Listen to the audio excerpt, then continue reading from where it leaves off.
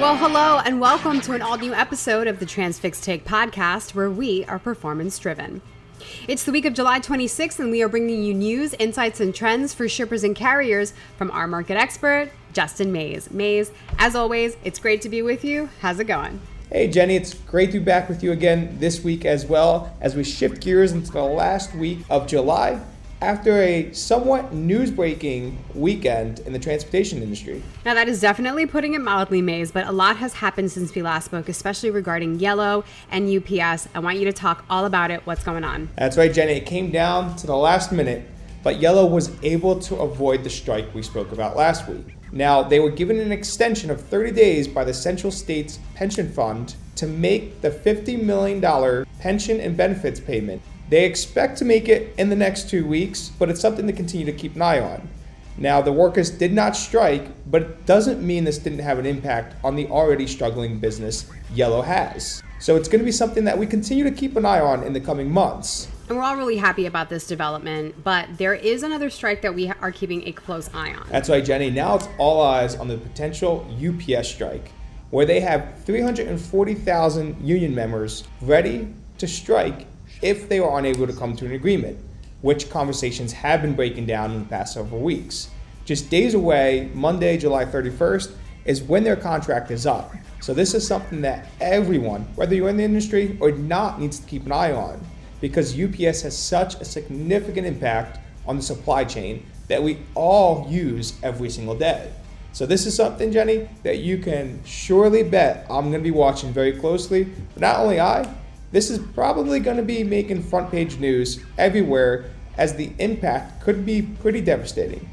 But I don't change my tune. I don't think this is actually going to happen, and I do believe that there's going to be an agreement made by the deadline, if not an extension. I wouldn't be surprised if we saw an extension, at least for the foreseeable future, because this would be the most expensive strike. It would cost anywhere between $7 to $8 billion. That's a lot. But that said, let's talk about developments that have happened in the full truckload sector of the market. We've continued to see a downward market after the 4th of July weekend. Well, Jenny, tender rejections did drop through the first 2 weeks of July, but surprisingly, we are seeing tender rejections continue a slow climb upward back over 3% this week. Which is specifically interesting as we inch closer to Labor Day and back to school season. Now, when I look at overall volume in the market, it kind of paints the picture of why. Traditionally, the back half of July, we see volumes drop off. But this year, we are seeing volumes maintain and stay stable. Which could also be an indicator of why we're starting to see rates stabilize, but it does depend on which region we're talking about, specifically because out in the West Coast, for example, we're starting to see seasonality shift, West Coast and Southwest regions. But keep going, Mays. Week over week, we did see the national average rate per mile line haul have a slim decrease. But again, it really depends on where your freight is originating and destined to. Well, that feels like the perfect cue up for the regional breakdown, Mays. Where are we starting this week? Well, Jenny, this week we are going to start in carrier-friendly regions. And what I mean by carrier-friendly are regions that are experiencing rising costs for shippers. And that puts us on the West Coast, where we've called out for the last several weeks increasing costs for shippers to ship stuff out of the West Coast, and it has continued.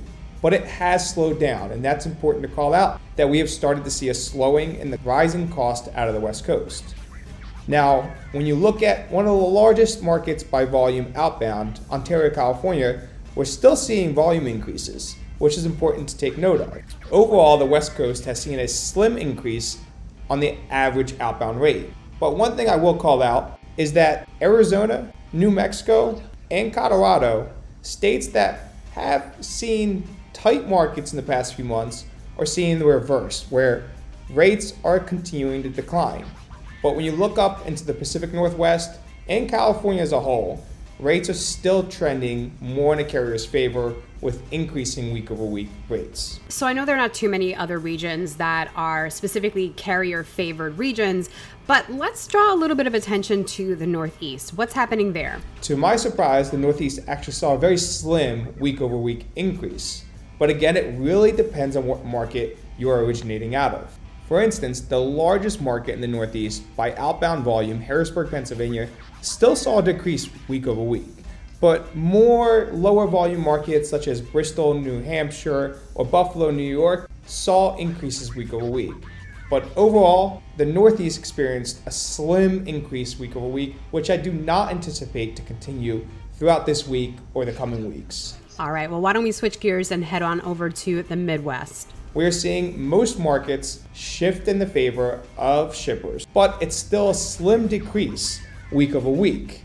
The major markets are certainly seeing larger decreases week over week than the more rural markets like Bismarck, North Dakota, or Rapid City, South Dakota. But the larger markets such as Chicago, Illinois, or St. Louis, Missouri are still seeing declines week over week. But the Midwest continues to be a region to keep an eye on. I do believe that we are going to continue to see a downward trend in the average rate leaving the Midwest for the next few weeks. But as we turn gears into the winter, and I know, Jenny, I am speaking months ahead of time, but as we turn gears into the winter, carriers will start getting some relief in the Midwest and Northeast, but we're still not quite there yet as we're just about to turn into August. Yeah, Maze, please let us enjoy these last few months of warmth before we head into freezing cold temperatures. Why don't we head on over to the Sunshine State, Florida, and the rest of the Southeast? There's no change in story here. The entire Southeast region experienced every market decreasing week over week. Take the largest market by volume in the Southeast, Atlanta, Georgia. We saw nearly 2% decrease in rates week over week. When you go farther down south to Jacksonville or Miami, we're seeing larger decreases. The Southeast has certainly flipped, and we called this out several times, but this region will continue to move farther in favor of shippers. But carriers can demand a higher rate going into the Southeast as it is a less favorable place to be ending up on a trip. All right, well, why don't we take a journey over to the coastal region, Maze? What's going on there? We're not seeing much of a different story than we are in the Southeast. Most markets, especially the higher volume markets, are still experiencing decreasing rates week over week. Now, there are some pockets of tightness, such as Baltimore, Maryland, and Alexandria, Virginia, but again, those are the markets bordering the Northeast. For the rest of the coastal region, we are still seeing pretty noticeable changes downward, especially out of markets like Charlotte, North Carolina, and Columbia, South Carolina. Now, again, I don't think this trend is going to change much at all in the coming weeks as we continue to move through the slower months of summer. So taking a look at the South region, what are we seeing there? Any big changes to note?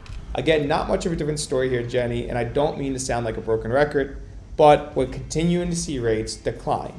Now, like I called out in the beginning, we're seeing rates decline across the country coming off of the surge in rates from the 4th of July weekend. So this is not a surprise to anyone.